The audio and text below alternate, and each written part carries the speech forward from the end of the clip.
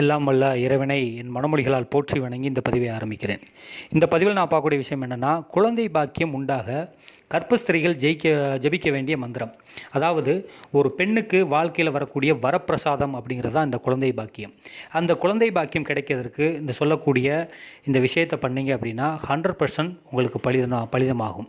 அதற்கான மூல மந்திரம் என்ன அப்படின்னா, ஓம் ஐம் க்ளீம் க்ரீம் மரீம் ஓம் சவ்வும் சவ்வும் அவ்வும் சகல சர்வ சக்தி தாயே சர்வ ஞான புத்திரி அனுக்கிரக சித்தி தேவி நமக அப்படிங்கிறத பராசக்தி தாயை வேண்டி தினமும் 11 தடவை இந்த மந்திரத்தை சொல்லி தியானம் பண்ண ஆரம்பிங்க.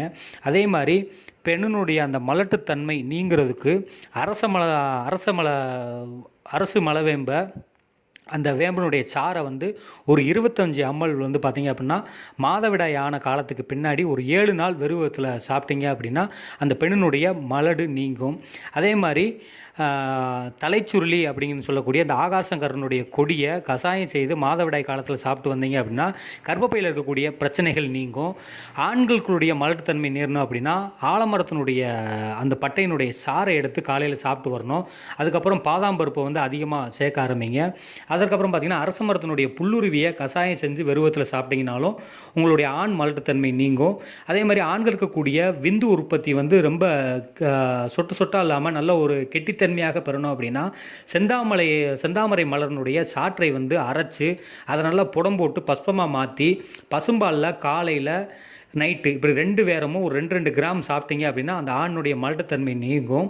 ஆண்களுக்கும் பெண்களுக்கும் அந்த மன்மத போக விருத்தி தரணும் அப்படின்னா அதற்கான மந்திர முறைகளையும் நான் இந்த பதிவிலே உங்களுக்கு நான் சொல்கிறேன்.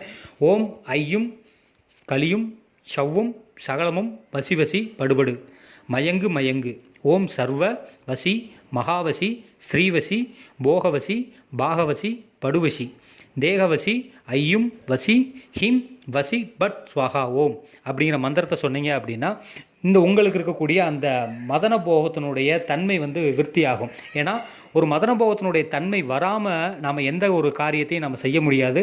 நான் சொல்லக்கூடிய இந்த 3 முறைகளையும் பயன்படுத்துனீங்க அப்படின்னா எண்ணி 45 நாளில் உங்களுடைய கரு தங்கி நிற்க ஆரம்பிக்கும்.